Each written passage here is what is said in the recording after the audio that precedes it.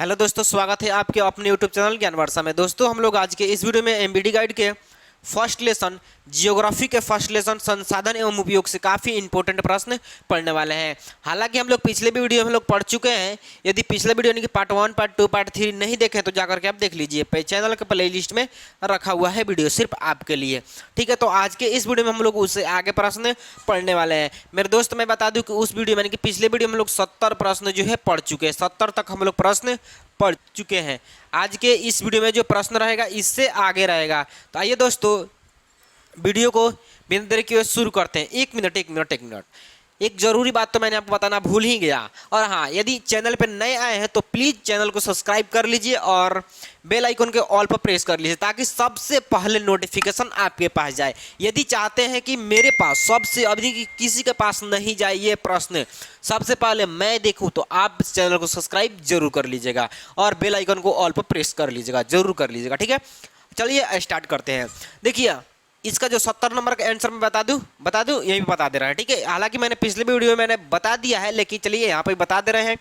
तो देखिए प्रश्न कह रहा है कि वन संरक्षण एवं प्रबंधन की दृष्टि से वनों को कितने भागों में बांटा गया है। तो मेरे दोस्त कितने भागों में बांटा गया? 3 भागों में बांटा गया है। ठीक है, 3 भागों में बांटा गया है वनों को वन संरक्षण प्रबंधन की दृष्टि से।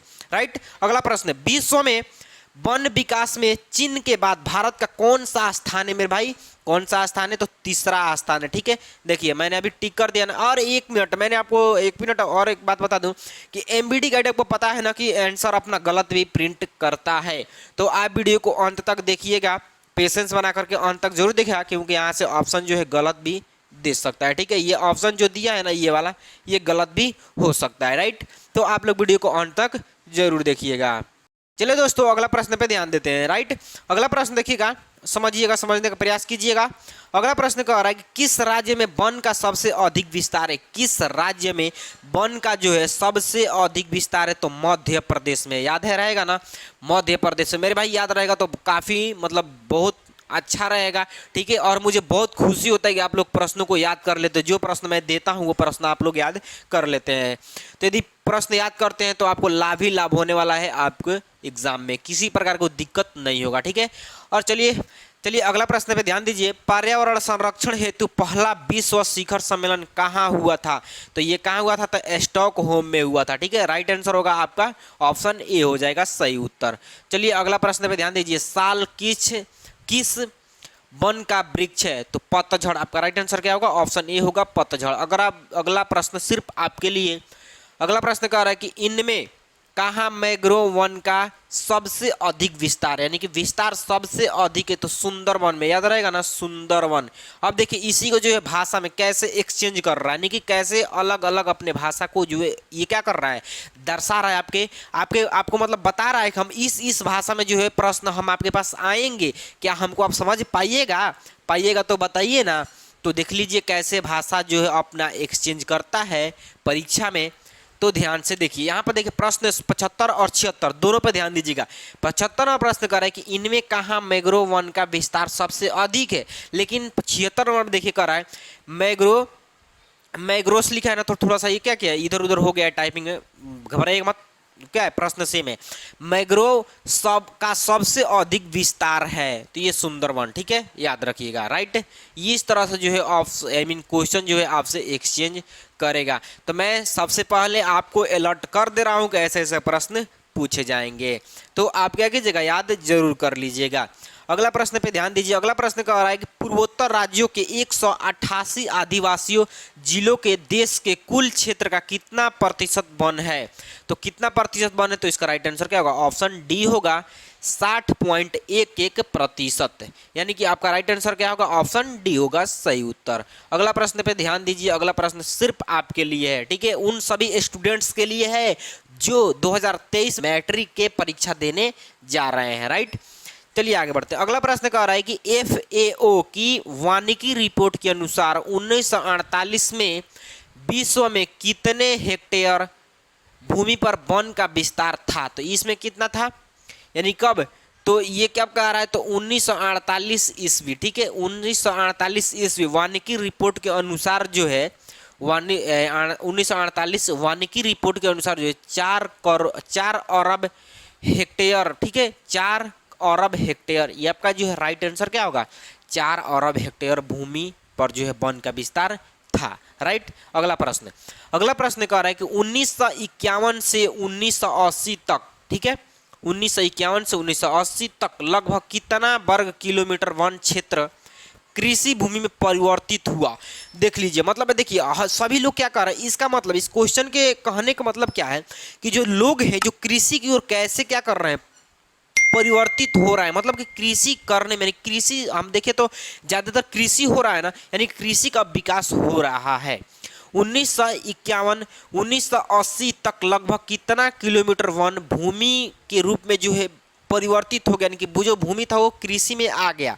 तो कितना, तो इसका जो राइट आंसर होगा ऑप्शन बी होगा। अब देखा बी में भी कुछ छोड़ा गया है, यहाँ पे मैंने खुद से ये टाइप किया है, ठीक है। यहाँ पर जो है ऑप्शन आपको नहीं दिखा। यदि एमबीडी गाइड आपको 2023 का आपके पास होगा तो जाकर के आप एमबीडी गाइड में आप देख लीजिएगा, ठीक है। 78 नंबर प्रश्न को आप देख लीजिएगा। तो यहाँ से आपको क्या हो जा रहा है कि ये तो नहीं दिया, थोड़ा सा प्रिंट करने में गलती हो जाता है, राइट।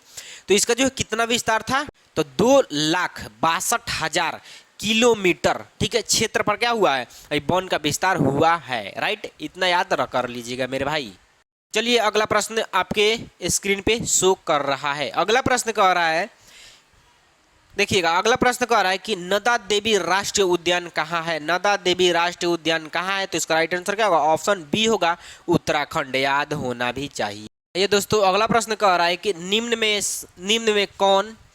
में कौन कार्बनिक खनिज है। निम्न में कौन कार्बनिक खनिज है, तो आपका जो राइट आंसर होगा, आपका सही उत्तर क्या होगा, आपका जो सही उत्तर होगा कोयला होगा। राइट आंसर एंड इन कोयला, राइट आंसर क्या होगा, कोयला। Option A is the right answer. अगला प्रश्न कह रहा है कि ग्रेफाइट को और किस नाम से जाना जाता है। ग्रेफाइट को और किस नाम से भी जाना जाता है, तो इसका जो राइट आंसर होगा ऑप्शन ए होगा, प्लमबर्ग, ठीक है, प्लमबर्ग इसका राइट आंसर होगा। और काला शीशा के नाम से भी जाना जाता है, याद रखिएगा, ठीक है। अगला प्रश्न पे ध्यान दीजिए। चलिए मेरे भाई अगला प्रश्न पे ध्यान दीजिए। अगला प्रश्न समझिएगा, देखिएगा, सुनिएगा। अगला प्रश्न कह रहा है एल्यूमिनियम बनाने में किस खनिज की आवश्यकता पड़ती है। एल्यूमिनियम बनाने में किस खनिज की आवश्यकता पड़ती है, ये प्रश्न देखिए।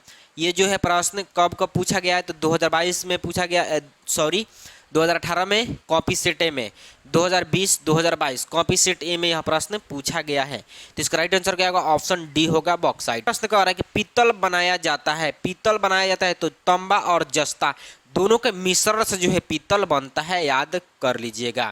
चलिए दोस्तों अगला प्रश्न कह रहा है कि लौह अयस्क है, मतलब कौन सा संसाधन है। तो ये कौन सा संसाधन, तो अनवीकरणीय। आपका राइट आंसर क्या होगा, अनवीकरणीय। ध्यान दीजिएगा, याद कर लीजिएगा।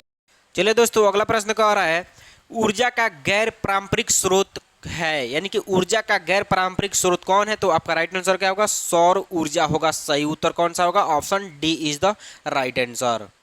चलिए दोस्तों अगला प्रश्न करें, प्राथमिक ऊर्जा का उदाहरण नहीं है। तो प्राथमिक ऊर्जा किसे कहते हैं, सबसे पहले ये समझिएगा, ठीक है।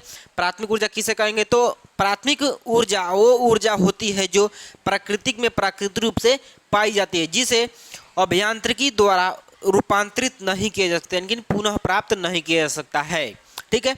इसको देखिएगा, ये कोयला का जो है पुनः प्राप्त नहीं किया जा सकता है। कोयला क्या कह सकता है, पुनः प्राप्त नहीं किया जा सकता है, ना ही पेट्रोलियम का और ना ही किसको, इसे एवं प्राकृतिक गैस, इन तीनों को जो है किसी अभियांत्रिकी द्वारा रूपांतरित नहीं किया जा सकता है, राइट। तो ये देखा विद्युत जो है, विद्युत देखा जाए तो क्या किसी अभियांत्रिकी द्वारा ही तो बनाया जा रहा है, किसी मशीन के द्वारा ही तो बनाया जा रहा है विद्युत को। तो इसका राइट आंसर क्या होगा, option B is the right answer होगा, यानी कि बी आपका सही उत्तर हो जाएगा, विद्युत, राइट।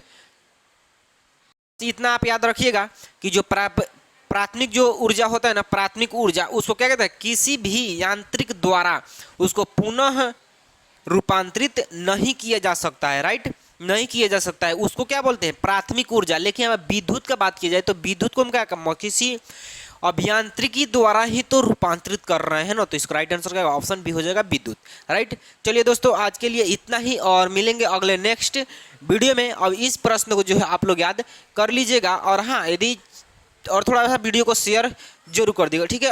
चैनल को सब्सक्राइब करना मत भूलिएगा और वीडियो को लाइक जरूर कर दीजिएगा, एक प्यारा सा कमेंट जरूर कर दीजिएगा, राइट। और चलते हैं अगला नेक्स्ट वीडियो में मिलेंगे, तब तक के लिए बाय, जय हिंद।